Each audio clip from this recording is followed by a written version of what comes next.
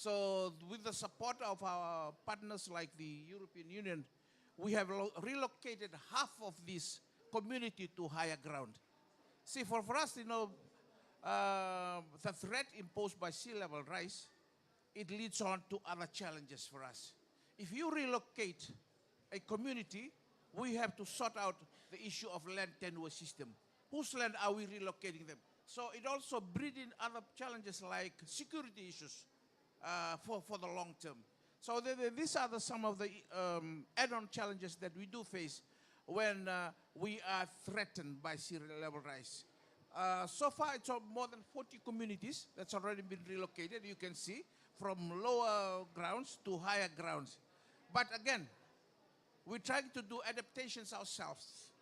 One of the issues like seashells, they're replanting seagrass. For us, we're looking at mangroves to plant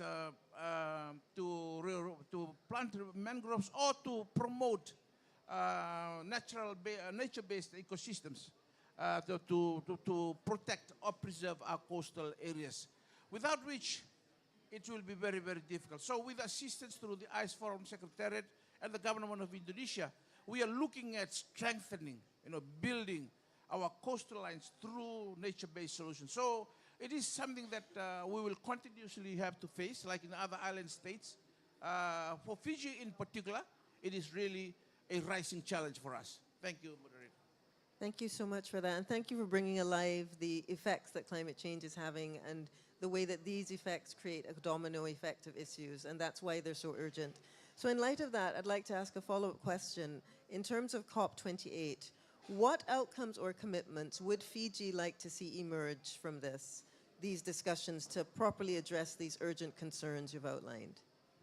Thank you.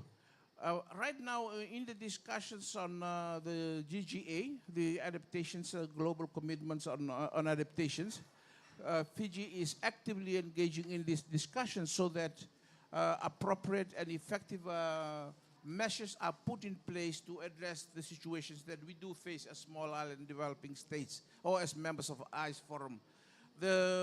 One of the particular issues, as I said earlier, is the issue of adaptation.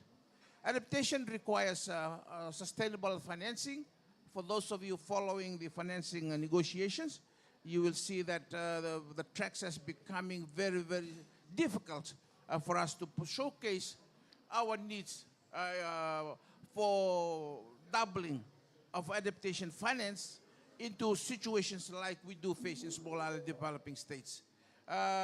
So dedicated financing mechanisms is really important, particularly through adaptation, to help us strengthen our resilience and building our positive responses, particularly through nature-based systems, and also some infrastructure systems that will help us in the medium to the long term. So finance is one, and the second one is adaptation, as I mentioned earlier.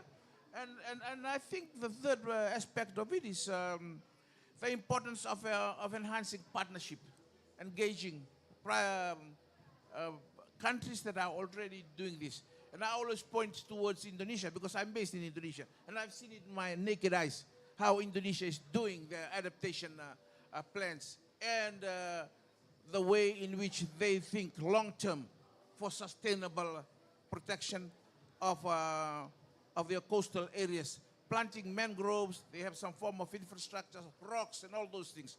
These are the sort of modalities that we're looking at which we can replicate and learn from to undertake in my own country, Fiji. Thank you. Thank you so much, Your Excellency. Thank you for that. And thank you for showing us again the importance of collaboration and how we'll all be stronger for that. Thank you. So I think it's apt now for me to turn over and to continue the dialogue with our distinguished guest, Mr. Jody Mahardi, the Deputy Coordinating Minister for Maritime Sovereignty and Energy of the Coordinating Ministry for Maritime Affairs and Investment of the Republic of Indonesia. Thank you so much for being here with us, sir. So I would like to ask you, first of all, that how does the Republic of Indonesia advocate for solidarity on climate loss and damage and develop joint initiatives in response to these challenges? Thank you. Thank you, Madam Moderator. I think that's the reason why we initiated the Archipelagic and Island States Forum. Yeah. But having initiated this forum doesn't mean that this forum belongs to Indonesia only. This is a forum of solidarity among the archipelagic and island states. That was the whole idea of establish the Archipelagic and Island States Forum. It was first initiated back in 2018, and from then on, we continue to have a series of senior official meetings and ministerial meetings. And this year was the first time we had the first high-level meeting attended by our leaders, presidents and prime ministers. So the idea of AIS Forum is a strategic forum for sharing of knowledge and expertise among the island states. Yeah, because no one country, even Indonesia, we are blessed with 17,500 islands and rapid economic growth. But we, although the largest archipelagic island states, we do not have all the answers to our challenges. And I think as island states, we are facing the same challenges and threats, including the sea level rise. It will definitely have a big impact on our island states. And I think by having this forum to share best expertise and knowledge is one of a strategic way to us help ourselves. Because at the end of the day, we cannot relying on developed states or developed economies, but we have to rely on ourselves. So that's what sets us apart from other forum maybe, yeah, because we emphasize on the need for concrete initiative, concrete projects, not rocket science projects, but we want to focus on concrete projects. That's something that can be done by the communities themselves. So we focus on train the trainers, so whenever we have program like we had recently in Madagascar and Fiji, we bought some trainers, for example, on the floating fish net. Yeah, it was actually, we were surprised that it was the first one in the Pacific. It's something simple in Indonesia. We have it in almost all islands. So that the communities can collect the fish without having to fish on the wild. On the ocean, they can collect from the floating fish net, But we introduced that to Fiji, and hopefully we're going to see this scale up and replicate to other areas in the Pacific. Yeah. So this kind of small and concrete initiatives are the very backbone of the Archipelagic and Island States Forum, and what sets us apart that we have to take action. We cannot wait for the developed countries, whatever, commitments, some pledges, but we want to take concrete actions, and that's what sets AIS apart, I think.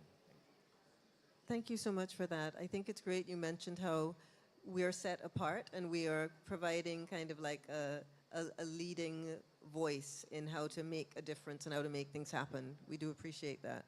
So in terms of that, in terms of international cooperation, what role does Indonesia see itself playing in fostering an international cooperation, especially with the non-AIS countries?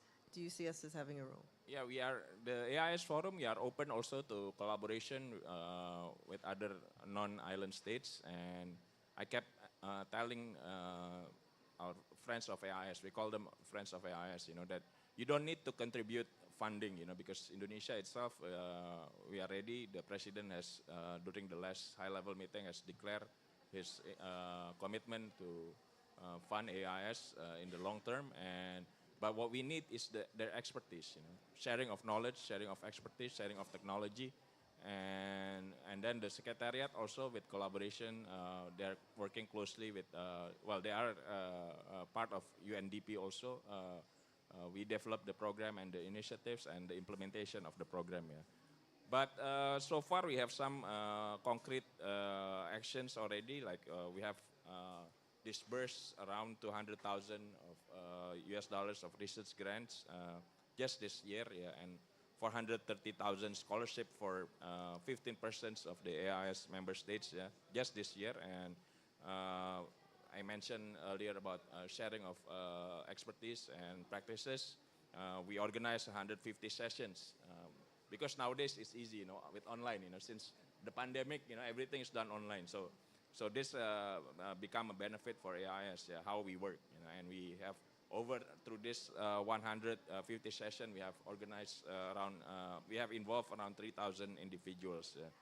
And we also have the AIS Blue Startup Hub. Yeah, so this is a hub for sharing of knowledge among the startups of the AIS member states. And through these startups, yeah, we have secured around 2.8 million US dollars in saving for the low-income customers, reducing 200 million marine plastic debris and replacing about 125,000 plastic food container per month.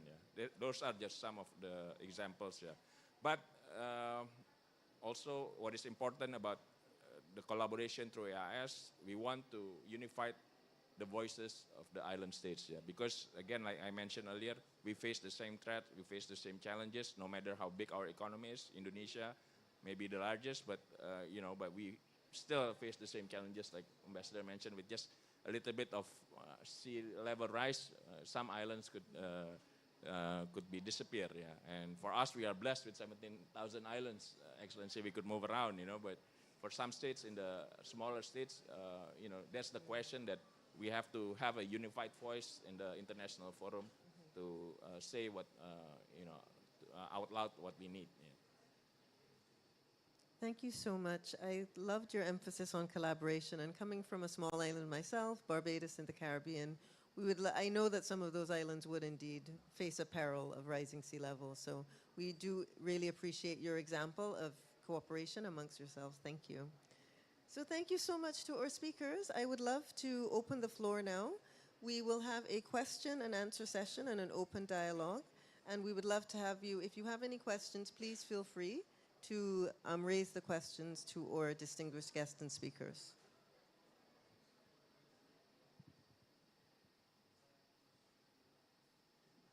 Moderator, if I can just Yes, add on to please, what please do. Jody has just alluded to earlier. Addressing the ocean climate nexus really requires an approach that transcends borders, particularly for island states. We cannot continue to demarcate by borders. I think it needs to transcend beyond borders and ideologies and sectors for seamless transition, as Pa Jody has mentioned. And in that, Fiji continues to reiterate the call for global cooperation, as you said earlier, Madam Moderator, to uphold the commitments enshrined in the Paris Agreement and the UN Convention on the Law of the Sea. This is really, really critical for global bindings so that the issues of the ICE forum member states, particularly the island states, continues to be protected or preserved. And we must expedite efforts to limit global warming to 1.5 degrees Celsius. This is a critical message for us, recognizing the role of oceans in mitigating climate change. So I agree with Pa Jody. In terms of demonstrations of practical and pragmatic approaches, they have some very good good practices that needs to be replicated. Fiji has benefited for some of this. He mentioned about this fishing, the floating fish nets in one of the smaller islands in Fiji. So we hope to replicate that to support our food security system. If we are not only food security, but nutritional security as well. So this is something that we are learning from this ICE forum through our international cooperation. And I sincerely appreciate the lead by the Indonesian government in this regard. Thank you. Thank you. We appreciate those remarks. I did not get the sense there were questions at this time. I would like to, oh great, I'd like to direct a question to the front. I'll bring the mic for you if you like.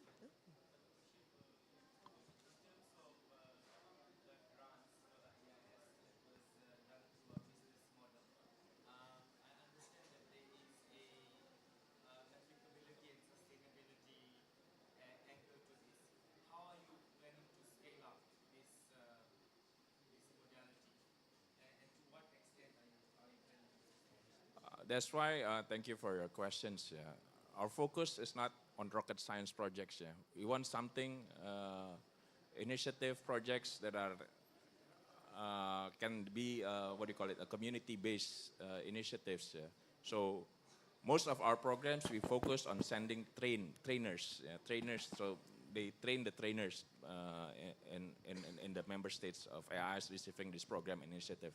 So it's not some programs or initiative that require a lot of high capital, but this can be easily modeled by the communities. They can do it themselves, and so we want to focus on those small-scale initiatives, but something impactful. That's the approach of the AIS Forum. But again, the government of Indonesia, we have allocated also our substantial from our national budget to support the longevity and the sustainability of the AIS Forum. Yeah. Thank you so much. Are there any other questions from the audience? Please feel free. We have a mic to circulate if you wish. Thank you. I believe I heard there was a lot of noise and some music, so I'll just ask the question. I have written an article about deep sea mining, and I'd like to hear from you if there is a collaboration in the different countries about your approach to what is taking place with respect to deep sea mining.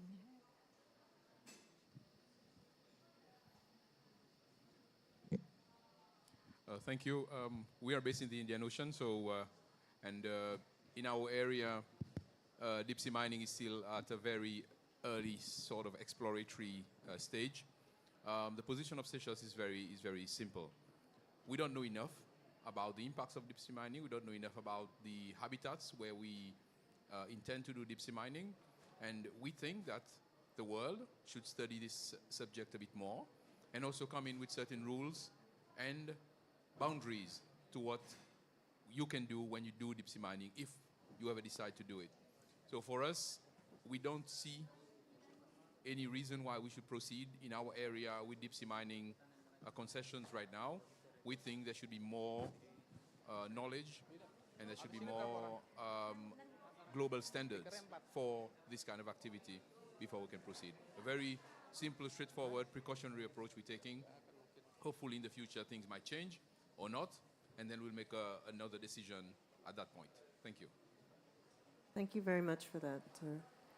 I think if Would I can, anyone else like any questions? Or sure. If I can add to the Madam for the seabed mining, Indonesia is one of the key participants in the negotiation of the International Seabed Authority Convention on the international seabed mining, and we are open for collaboration, but again, like the minister mentioned earlier, we still continue the study on how its impact on the environment. But I can say that the government is open for collaboration in international seabed mining, and how it can benefit not only the developed nations, but also for the island states. If they become part of this, they can maybe have some revenue potential if they participate in this international seabed mining with the right partner, with the right technology partner. So we are exploring also an area in the Clapperton zone right now, but it's not yet done decision. But we continue to study the opportunity there and how it's going to also how it could the deep sea mining could be an alternative to the land-based mining, and is it environmentally friendlier or environmentally safer? Then that's the study that we are doing right now. Thank you. Any other questions?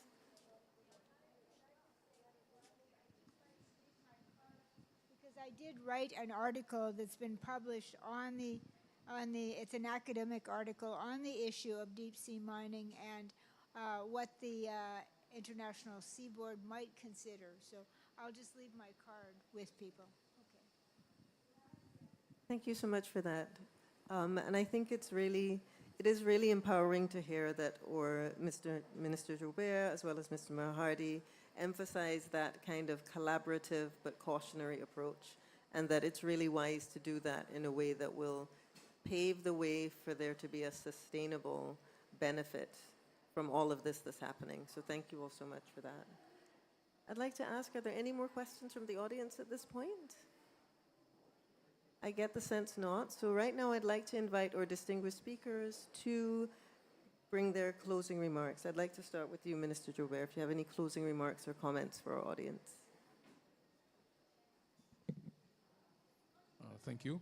Well, from my side, I would like to echo what my colleague from Indonesia just mentioned.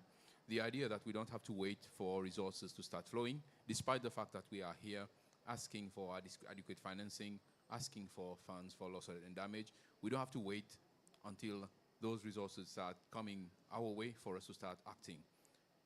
Find some tangible, credible solutions that can be shared amongst different countries, and let's start moving today. So for me, it's a question of encouraging each other, working within different forums. IAS is one, but there are other forums, and collaborate internationally amongst countries of the South, amongst island states. Let's find ways to make progress on climate, and let's not use the lack of progress at the international level as a reason for us not to move. So for me, we have to encourage each other. We have to keep moving. We have to be forward-looking. And I would encourage all of us in the room from different parts of the world to consider how, in addition to what we are doing, we can do other things to help each other make progress. So it has to be a positive message, despite the fact that things are not moving at the international level. Thank you. Thank you. Thank you so much for that. Over to you, Ambassador Yavoli. Any closing thoughts from you? Yes, I would also like to end with that note that international cooperation and partnership is really, really important to form this solid platform to enhance our respective resilience objectives. As island states, we cannot wait. We cannot wait for the world to come to us. We have to look at practical and pragmatic solutions that can be able to strengthen our resilience and our response to sea level rise. So I will continue to foresee a much more strengthened platform through the ICE Forum, particularly through the South-South cooperation, to enhance and complement private sector resources and public resources that can be deployed to meet our needs. Thank you very much. Thank you. And over to Minister Mahardi. We'd love to hear your parting thoughts. Thank you. I think I'm just going to echo what the minister and ambassador has mentioned, that we don't need to wait for the international community to start paying a really serious attention on the matter of sea level rise and how it's going to impact the island states. But we can take actions right now, and that's the whole idea, the whole strategy of AIS Forum, that we want to focus on concrete and tangible initiatives that can benefit the communities directly, and that the communities can do themselves on the long run. They don't need to to ask for something from some donors, but they can do it themselves. So that's the focus that we want to do through AIS, focus on concrete and tangible initiatives. Thank you. Thank you all so much. Thank you so much to the Honourable Ministers, Ambassadors, Your Excellencies, and the audience for this insightful discussion. I think that we could see... Thank you so much. I think it's sessions such as this that are really going to transform discussions on climate loss and damage into really empowering sessions of celebrations of climate resilience and regeneration. So thank you all for exemplifying that so much for us. Okay, at this point, we are going to have a photo session. We're going to have our speakers move off the stage into the area towards the back. And thank you again so much.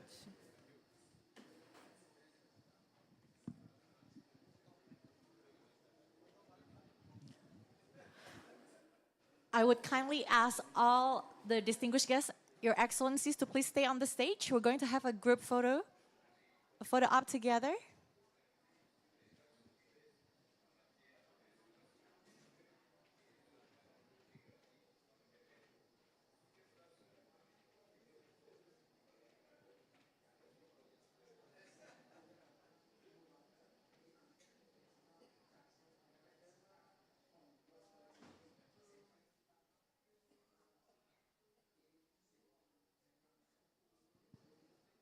Okay, thank you very much. We just learned the solidarity and collaboration of all AIS members in addressing various climate change challenges. So when all island members in the archipelagic nations unite and collectively seeking innovative solutions, there will be a way. So thank you very much for all the audience for engaging in this very insightful discussions. We're going to move on to the next panel discussion. But before we proceed, I would kindly ask everyone if you need to have some light refreshments or a quick break, you are feel free to do so, but please be back in the room as soon as possible.